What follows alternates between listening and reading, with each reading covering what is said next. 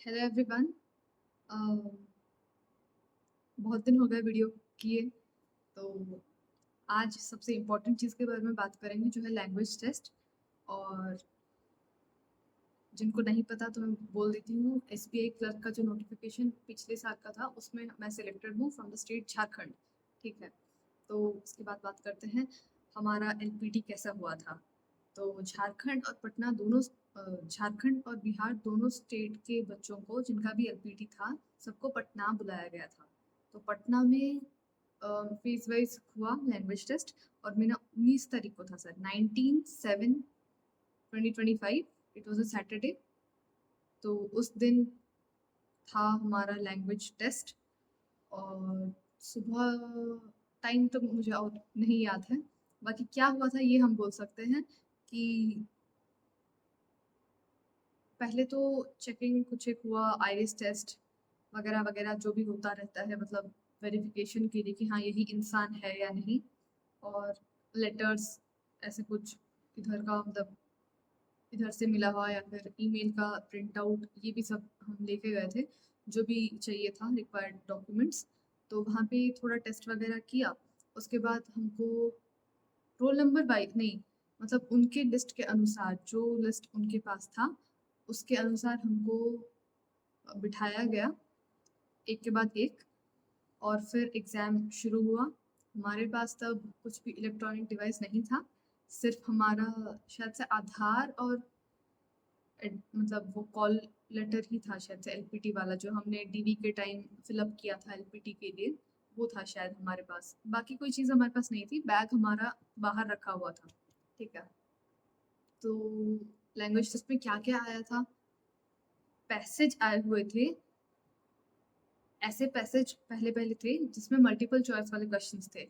और फिर और एक दो पैसेज ऐसे भी थे जिसमें बहुत कम लिखना था आंसर में। और लास्ट वाले में ऐसा भी था कि एकदम सेंटेंसेस लिखने थे, मतलब प्रॉपर सेंटेंस सेंटेंस फॉर्म करके एक लंबा सा समथिंग समथिंग ऐसा है लिखना था। तो अब मुझको ये सही से याद नहीं आ रहा कि 3 जगह पे डिवाइडेड थे या फिर 2 जगह पे, क्योंकि एमसीक्यू पक्का था, 2 पैसेज था एमसीक्यू वाला। उसके बाद शायद से सारे ही ऐसे थे जिसमें सेंटेंस पूरा लिखना था। ठीक है ना? हाँ, ऐसे ही था। और इतना कुछ टफ नहीं आया था। ठीक है, मैंने हिंदी पढ़ रखी थी, 1 से 8 मैंने पढ़ रखा था, और फिर 8 से संस्कृत ले लिया था मैंने 9th-10th के लिए, है ना? तो मुझको पता था कि हिंदी मतलब कैसे लिखना है, कैसे पढ़ना है। बस मुझको ये नहीं पता था कि नंबर्स उसके कैसे रहते हैं, तो मैं घर से नंबर्स प्रैक्टिस करके गई थी। बाकी हिंदी का मैंने कुछ खास देखा नहीं था। और डर बहुत था कि पता नहीं क्या होगा, काट तो नहीं देंगे इसमें लैंग्वेज टेस्ट में, मतलब इतना डीवी हो चुका है, मतलब सिलेक्शन हो गया, डीवी हो गया। अब इसके बाद लैंग्वेज टेस्ट में अगर कट जाते हैं तो बहुत दुख होगा अपने को, लेकिन ऐसा कुछ भी नहीं हुआ। ठीक है, बहुत ही स्मूथली प्रोसेस गया। उसके बाद हमको बोले बोले कि इंटरव्यू होगा अभी। ठीक है, तो इंटरव्यू जैसे ही सुने, जितने भी बच्चे थे उस दिन, ठीक है, सब हम डर गए कि अच्छा बैंकिंग रिलेटेड पूछेंगे क्या, मतलब प्रॉपर जैसे पीओ इंटरव्यू जैसा कुछ, उसका लोअर लेवल कुछ होगा क्या, या फिर सिर्फ देखेंगे कि मतलब चेक कर रहे हैं कि बच्चा बोल सकता है या नहीं, मतलब वो लैंग्वेज। तो दूसरा वाला था, ठीक है, उनको बस चेक करना था कि हाँ आप बोल पा रहे हैं, और आप मतलब आगे वाले का, कस्टमर का जो भी इशू है वो समझ जाएंगे हिंदी में। ठीक है, तो इसीलिए वो चेक करने के लिए हमको बोला था। उसमें हम लोग बहुत डरे, बहुत ज़्यादा डर चुके थे, मतलब जितने भी लोग थे सबके मुंह में 12 बज रखा था। ठीक है, शक्ल एकदम ऐसा वो हो गया था, क्योंकि टेस्ट ठीक ठाक हो गया था। बाकी इंटरव्यू वाला बहुत परेशान करता है, क्योंकि जब तक नहीं पता कि अंदर क्या हो रहा है तब तक दिल में धक धक धक धक होता रहता है। ठीक है, तो इसीलिए जब एक दो बच्चे गए तो एक ही लड़की थी जिसको शायद से बैंकिंग रिलेटेड कुछ पूछा था, क्योंकि उसका इकोनॉमिक्स में या फिर ऐसा कुछ एक था। उसके उसका डिग्री मतलब फाइनेंस रिलेटेड था, मतलब इकोनॉमिक्स या फिर बिजनेस एडमिनिस्ट्रेशन ऐसा कुछ एक था। ठीक है, इसीलिए उसको एक दो सवाल पूछा था, शायद से एक ही सवाल पूछा था उसको बैंकिंग का। ठीक है, बाकी जितने भी गए थे 2-3 मुझसे पहले 2-3 लोग गए हैं, मतलब 6-7 लोग गए मुझसे पहले। तो एक्सक्यूज़ मी।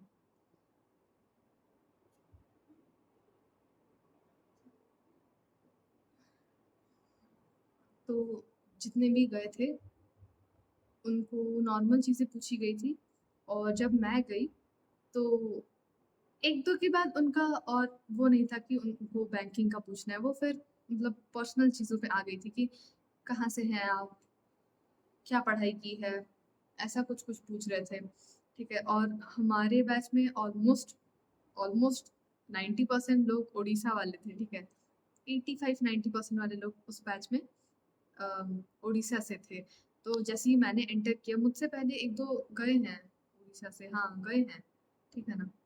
तो मैं जैसे ही एंटर करती हूँ, तो मैंने नमस्ते किया था। तो उन्होंने बोला कि अच्छा, पटना वालों ने किसी ने नमस्ते नहीं किया, लेकिन हाँ, उड़ीसा से जो आए हैं वो नमस्ते कर रहे हैं। बोला चलो ठीक है, शुरुआत सही हुई है। तो उसके बाद उन्होंने पूछा कि अच्छा, आप तो अच्छा बोल लेती हैं। तो मैंने बोला हाँ, बोल तो लेते हैं। तो उन्होंने पूछा कि कैसे मतलब है? तो मैंने बोला नहीं, मतलब केवी से थे तो 1 से 8 तक पढ़ रखा है मैम, और फिर 9th-10th में संस्कृत स्विच किया था, इसीलिए एलपीटी देना पड़ रहा है। मैंने बोला अच्छा अच्छा, ऐसा है। तो मतलब पूरा पूछा कि अच्छा, इंट्रोड्यूस योरसेल्फ, कहाँ से, मतलब पूरा बताइए आप अपने बारे में। इतना बताने के बाद वो बोले हाँ ठीक है ठीक है ठीक है, चलो हो गया आपका। इतने में मेरा खत्म भी हो गया, ठीक है? ज़्यादा कुछ पूछा भी नहीं हमसे। बाकी जो बच्चे थे उनको फिर मतलब जैसे कि लास्ट आने लगा, फिर जैसे 1-2 उड़ीसा के बच्चे और गए थे, तो उन किसी को पखड़ के बारे में पूछा था, मतलब जो हमारा एक अलग अलग तो नहीं, हर जगह खाते हैं, बस नाम अलग अलग रहता है, वो उस डिश के बारे में मतलब पूछा था उनको। और हल्के फुल्के सवाल थे सबसे, है ना? बाकी इतना कुछ हवा नहीं है, ठीक है? लेकिन फिर मैं ये बोलूंगी कि मतलब देखो, सिलेक्शन जब हो रहा है ना, प्रीलिम्स और मेंस, तब सबका पेपर सेम है, सबका पैरामीटर भी सेम है। लेकिन जैसे ही आप सिलेक्ट सिलेक्ट हो जाते हो, तो आपको मैसेज आना, मतलब ईमेल आना, ऑफ कोर्स, मतलब जिस स्टेट से आपने अप्लाई किया है उस स्टेट से आपको ईमेल आना, और आपका डीवी किस दिन है, आपका डीवी कहाँ है, मतलब झारखंड में भी 2 जगह हुआ था डीवी, है ना? तो ये सब अलग हो जाता है। तो ऐसा नहीं है कि अच्छा, मैं जो बोल रही हूँ ना आज, मेरा तो रांची से डीवी हुआ था और पटना में एलपीटी हुआ था, लेकिन सबका अलग अलग रहता है।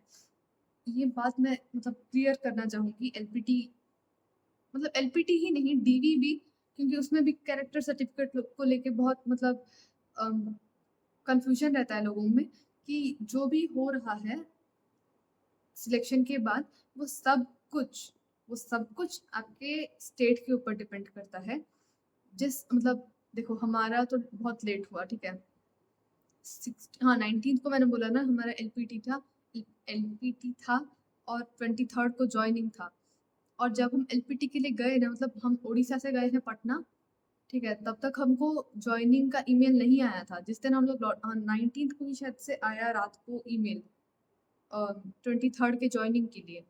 तो जो भी मतलब कम्युनिकेशन है या फिर इंफॉर्मेशन है, कुछ डॉक्यूमेंट मांग रहे हैं, वो सब आपके रीजन, मतलब रीजन तो नहीं, मतलब उस स्टेट के ऊपर डिपेंड कर जाता है। जैसे उड़ीसा का बताऊं, तो उड़ीसा वाले बहुत ही फास्ट थे, उनका एलपीटी उनके साथ मतलब शायद से हमसे पहले हो गया, काफी पहले हमसे हो गया, है ना? हमारा लेकिन ऐसा हुआ कि एकदम ज्वाइनिंग डेट से थोड़ा ही पहले बुलाए हैं, तो अब जाने आने में 2-3 दिन लगता है हमको।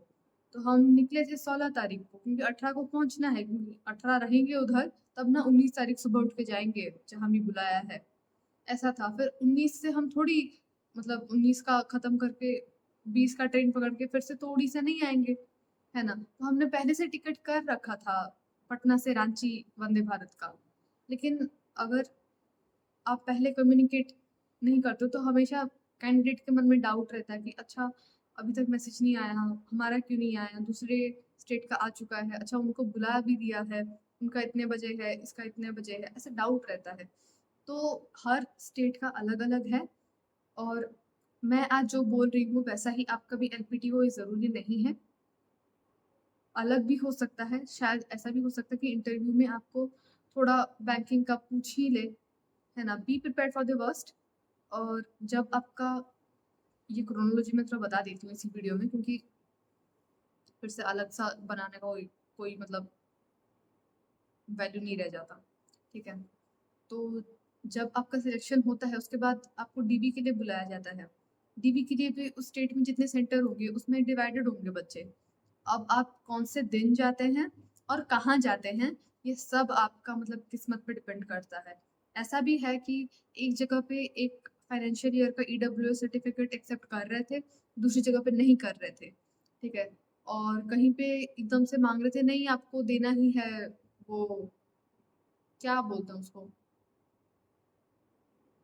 अरे डेट ऑफ बर्थ या फिर 10th का कुछ एक था ना, पता नहीं अब मुझको याद नहीं आ रहा, जो भी स्लैश करके था, कहीं पे मतलब मांग रहे थे डेट ऑफ बर्थ दिखाने के बाद ये बोल रहे थे कि अच्छा ये वाला भी लेके आए, ठीक है?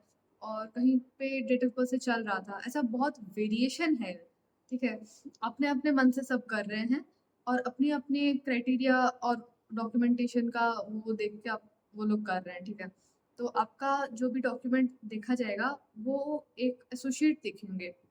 तो फिर ऐसा भी था कि मैं जिस दिन मतलब डीबी के दिन मैं जिसके सामने बैठी थी, वो सही-सही मतलब कर रहे थे, इतना क्वेश्चन नहीं कर रहे थे। लेकिन मेरे बगल में जो बैठा था, ठीक है, एक और बंदा बैठा था, उन उस वो जिस एसोसिएट के सामने बैठा था, वो बहुत क्वेश्चन कर रहे थे उसको, बहुत क्रॉस क्वेश्चनिंग कर रहे थे उसको, ठीक है? तो ऐसा भी हुआ है।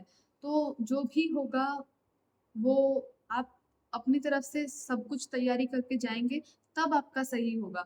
बहुत लोग पूछ रहे हैं इस ईयर का मतलब इस फाइनेंशियल ईयर का हमारे पास सर्टिफिकेट है, अभी वैलिड है क्या? अरे नहीं पता भाई, किसी मतलब सही-सही बता रही हूँ, किसी को कुछ भी नहीं पता, ठीक है? किसी को कुछ नहीं पता। जब आप उस स्पॉट पे जाओगे ना तभी पता चलेगा अच्छा ये वैलिड नहीं हुआ, आपको एक और माँग रहे हैं। और अगर भी ऐसा कुछ होता है तब भी दिक्कत नहीं है। बाद में आप मतलब अ, आके उस मतलब किसी एक डेट से पहले उसको सबमिट कर सकते हैं, है ना? लेकिन अगर आपका कास्ट सर्टिफिकेट है तो मैं बोलूँगी कि आप बहुत पहले से रेडी रहें और हर साल का हर साल बनवा ही दें। नहीं, ऐसा नहीं सोचना कि अच्छा इस साल तो हम एग्ज़ाम देंगे, अगले साल हमारा नौकरी होगा तो इस साल हम अपना क्यों करवाएँ? हमारा तो कहीं जॉइनिंग भी नहीं है, हम तो घर पे बैठे हैं, क्यों बनवाएँ? नहीं भई बनवा दो, बनवा दो, ठीक है? मैं जनरल से थी तो मुझको बिल्कुल भी उसका टेंशन नहीं था, लेकिन फिर भी जो कैटेगरी मतलब से अप्लाई करते हैं बहुत टेंशन में रहते हैं यार लोग, मतलब पूछ पूछ के वो लोग हर ग्रुप में क्वेश्चन करते हैं कि ऐसा है वैसा है, और मतलब जायज़ भी है, लोग डाउट में ही रहते हैं इसमें, ठीक है? ऐसा है तो कहीं कहीं पे एलपीटी में फेल कराने का भी मैसेज हमको दिखा था, मतलब 1-2 ग्रुप में। अब पता नहीं वो सही है या फेक है। आई विल सजेस्ट कि अगर आपका लैंग्वेज मराठी है, तेलुगु है, मतलब तमिल है, एकदम मतलब ऐसा लैंग्वेज कि अगर कभी आपसे उस मतलब आपने उस लैंग्वेज से कभी मतलब सुना भी नहीं है और अभी आप जा रहे हैं एलपीटी देने, तो भाई बी प्रिपेयर्ड, अच्छे से प्रिपरेशन कर लो क्योंकि लिखना पड़ता है। और मतलब हिंदी में भी वो था मतलब त्र था, ठीक है? और न आधा त, ये सब जो नहीं पढ़ा होगा कभी भी ज़िंदगी में हिंदी, जैसे साउथ वाले इतना हिंदी नहीं पढ़ेंगे, है ना? तो उनको दिक्कत आएगा। सिंपल-सिंपल तो नहीं लिखेगा ना, क, ख, ग ऐसा थोड़ी लिखेगा कभी भी। अगर पैसेज है, कभी ऐसा लिखेगा, कभी वैसा लिखेगा। आपको पता हो रहना चाहिए कि हाँ ठीक है, ऐसा-ऐसा लिखा जाता है और आप उस चीज़ को सही से लिख पा रहे हैं। बोलना भी हाँ ठीक है, थोड़ा टूटा-फूटा चलेगा लेकिन एकदम से ही नहीं आता तो दिक्कत होगा।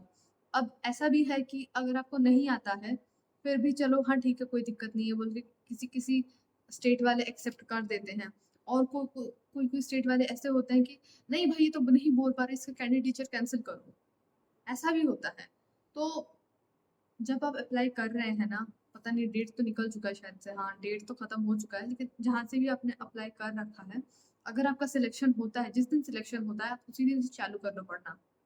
हल्के में नहीं लेना है, और हल्के में लेंगे तो फँसेंगे आप लोग, क्योंकि मैंने बोला ना बहुत वेरिएशन है, आपको नहीं पता आपके सामने कौन बैठेगा और आपका पैनल मतलब इंटरव्यू कैसा होगा। मेरी मम्मी मेरे को बोल रही है इस बार कि अच्छा सुनो, इस बार एलपीटी नहीं एलएलपीटी है। मैं उनको पूछ रही हूँ एलएलपीटी क्या है अब, है ना। अब मेरे पास काफी इंफॉर्मेशन कम रहता है और मेरे पेरेंट्स के पास इंफॉर्मेशन ज्यादा रहता है, ठीक है। बहुत वीडियो देखते हैं वो लोग।